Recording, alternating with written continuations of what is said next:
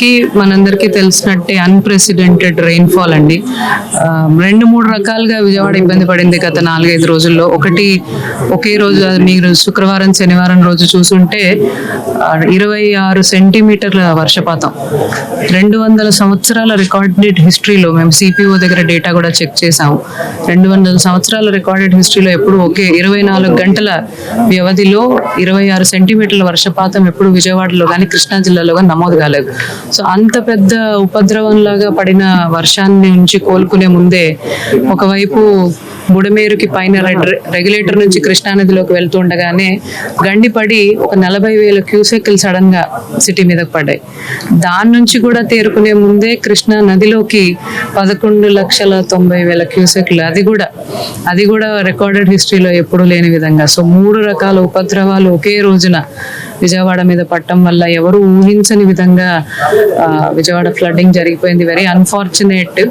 మాకుండే 64 corporate wards లో 32 wards పూర్తిగా జలమయం అయ్యే పరిస్థితి వచ్చింది. మీకు తెలుసా ఏరియా బుడమేరు పరివాహక ప్రాంతాలు సింగనగర్ వైపు కావచ్చు, రూరల్లో కూడా మీకు మా విజయవాడ రూరల్ మండలం ఇబ్రహీంపట్నం, కాస్త జీకొండూరు, అవి కూడా ఈ బుడమేరు వల్ల ఎఫెక్ట్ అయిన వాళ్ళలో. అందులో ఎక్కువగా జక్కంపూడి, అంబాపురంతో పాటు ఆ పరివాహక ప్రాంతాలు 32 వార్డులు కూడా చాలా విపత్కర పరిస్థితులు ఎదుర్కోవడం జరిగింది. సండే ఆదివారం రోజు గౌరవ ముఖ్యమంత్రి గారు వచ్చి చూసిన తర్వాత హుటాహుటిన కంట్రోల్ రూమ్ ఏర్పాటు చేసుకోవడం. మేము అప్పటి వరకు ప్రిపేర్ అయింది 24 సెంటీమీటర్ల వర్షపాతానికే. ఈ కృష్ణా నది నుంచి వచ్చే 11 లక్షల క్యూసెక్లకు కానీ బుడమేరుకి గండి పడుతుందని కానీ ఎప్పుడు ఊహించని పరిస్థితుల్లో 40,000 క్యూసెక్లు అక్కడ వస్తుందని కానీ ప్రిపేర్ అవ్వలేకపోయినాం. అది జిల్లా యంత్రాంగం రిసోర్సెస్ కి కానీ మనుషులకు కానీ సరిపడనంత హ్యాండిల్ చేయలేనంత పరిస్థితి వచ్చింది. కాబట్టి గౌరవ ముఖ్యమంత్రి గారు రావడం జరిగింది. వచ్చిన తర్వాత ఇక్కడ కంట్రోల్ రూమ్ ఏర్పాటు చేసుకోవటము, ఆ రోజు నుంచి కూడా ఒక వ్యవస్థను ఏర్పాటు చేసుకొని రాష్ట్ర వ్యాప్తంగా కూడా ఆఫీసర్లను ఇక్కడ డిప్లాయ్ చేయటము, రిసోర్సెస్ కూడా అంటే ఫుడ్ ప్యాకెట్స్ నుంచి మంచినీటి ప్యాకెట్స్ నుంచి మాకు కావాల్సిన ట్యాంకర్లు, మాకు కావాల్సిన లారీలు, ట్రాక్టర్లు, ఫ్రూట్స్, బిస్కెట్లు అన్ని కూడా రాష్ట్ర వ్యాప్తంగా మొబిలైజ్ చేసుకొని, కొన్ని అయితే మేము తిరుపతి, చెన్నై, హైదరాబాద్ నుంచి కూడా తెప్పించుకుంటున్నాము. వీటన్నిటిని మొబిలైజ్ చేసుకొని ఇక్కడ పంపకం మొదలు పెట్టడం జరిగింది. దాంతో పాటు మేము ఈ రోజున ఒక 2 రోజులు చాలా కష్టమైంది. బికాజ్ అవి బోట్లలో కూడా వెళ్లే పరిస్థితులు లేవు. మొదటి రోజు మేము సండే మొదలు పెట్టినప్పుడు మా దగ్గర 3-4 బోట్లే ఉండేటివి. అంటే బికాజ్ ఎన్డీఆర్ఎఫ్ టీం ఒకటి వస్తే 4 బోట్లు వస్తాయి. 26 సెంటీమీటర్స్ కాబట్టి ఒక ఎన్డీఆర్ఎఫ్ టీం అనుకున్నాం. కానీ ఆ బుడమేరు వచ్చిన దానివల్ల ఈ రోజున మా దగ్గర 29 ఎన్డీఆర్ఎఫ్ టీమ్స్ 2 బోట్లతో మొదలుపెట్టి నిన్నటికి 300 బోట్ల వరకు ఆపరేట్ చేయగలగటం, బోట్స్ ద్వారా ఫుడ్ పంపకాలు చేయటం, ట్రాక్టర్లు, లారీల ద్వారా ఫుడ్ పంపకాలు చేయటం, కొన్ని సందర్భాల్లో ఎయిర్ డ్రాప్ కూడా చేసి డ్రోన్స్ ద్వారా కూడా ఫుడ్ పంపకాలు చేయడం జరిగింది. ఈ రోజు నాటికి ఫుడ్ కాస్త స్టెబిలైజ్ అయ్యి మాకు భోజనం అందలేదనే పరిస్థితి లేదు. కానీ ఇప్పుడు మంచినీళ్లు కూడా రాత్రికి స్టెబిలైజ్ అయింది.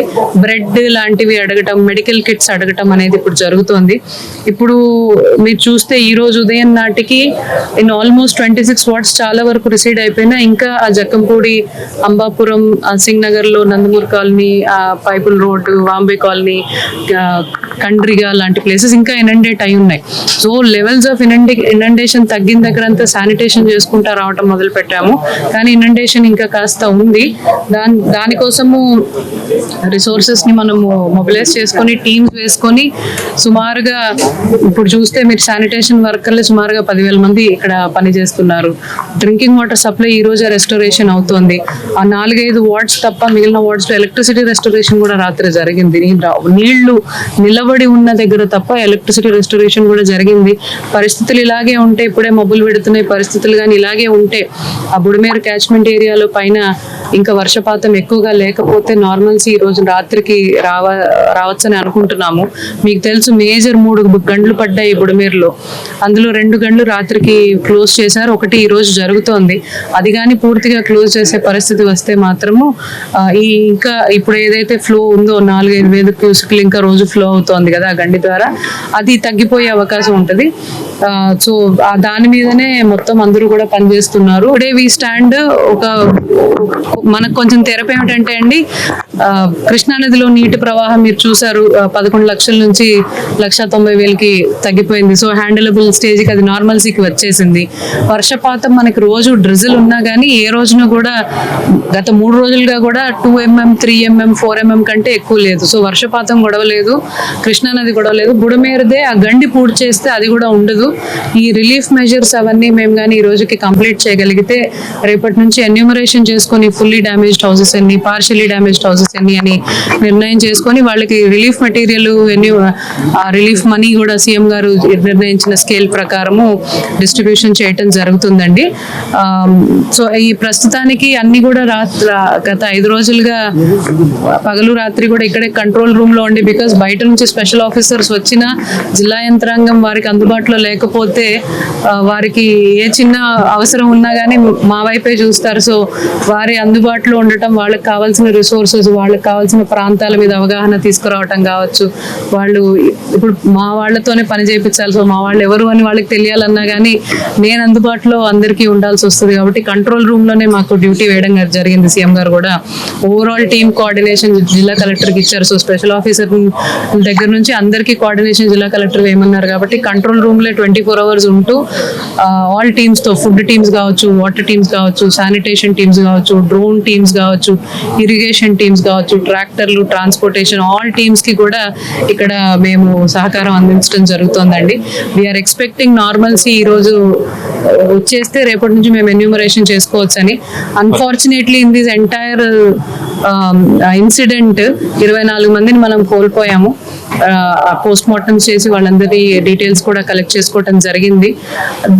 మనం సిటీ మీద కాన్సన్ట్రేట్ చేస్తున్నాం బికాజ్ ఎక్కువ డెవస్టేషన్ ఇక్కడ జరిగింది కానీ, but most of the rural areas also partially flooded ఉన్నాయి. ముందు మీరు చూసే ఫ్రైడే సాటర్డే ఎక్కువ రూరల్ ఏరియా మీద ఎఫెక్ట్ ఉండింది.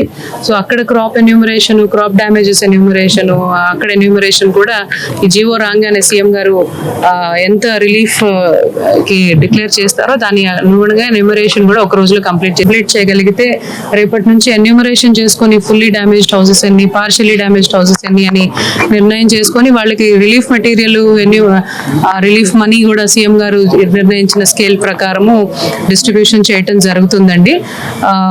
సో ఈ ప్రస్తుతానికి అన్ని కూడా గత 5 రోజులుగా పగలు రాత్రి కూడా ఇక్కడే కంట్రోల్ రూమ్ లో ఉండి, బికాస్ బయట నుంచి స్పెషల్ ఆఫీసర్స్ వచ్చినా జిల్లా యంత్రాంగం వారికి అందుబాటులో లేకపోతే వారికి ఏ చిన్న అవసరం ఉన్నా కానీ మా వైపే చూస్తారు. సో వారి అందుబాటులో ఉండటం, వాళ్ళకి కావాల్సిన రిసోర్సెస్, వాళ్ళకి కావాల్సిన ప్రాంతాల మీద అవగాహన తీసుకురావటం కావచ్చు, వాళ్ళు ఇప్పుడు మా వాళ్ళతోనే పని చేయించాలి. సో మా వాళ్ళు ఎవరు అని వాళ్ళకి తెలియాలన్నా కానీ నేను అందుబాటులో అందరికీ ఉండాల్సి వస్తుంది. కాబట్టి కంట్రోల్ రూమ్ లోనే మాకు డ్యూటీ వేయడం జరిగింది. సీఎం గారు కూడా ఓవరాల్ టీమ్ కోఆర్డినేషన్ జిల్లా కలెక్టర్కి ఇచ్చారు. సో స్పెషల్ ఆఫీసర్ దగ్గర నుంచి అందరికీ కోఆర్డినేషన్ జిల్లా కలెక్టర్ వేయమన్నారు. కాబట్టి కంట్రోల్ రూమ్ లో 24 hours ఉంటూ ఆల్ టీమ్స్ తో, ఫుడ్ టీమ్స్ కావచ్చు, వాటర్ టీమ్స్ కావచ్చు, శానిటేషన్ టీమ్స్ కావచ్చు, డ్రోన్ టీమ్స్ కావచ్చు, ఇరిగేషన్ టీమ్స్ కావచ్చు, ట్రాక్టర్లు, ట్రాన్స్పోర్టేషన్, ఆల్ టీమ్స్ కి కూడా ఇక్కడ మేము సహకారం అందించడం జరుగుతుందండి.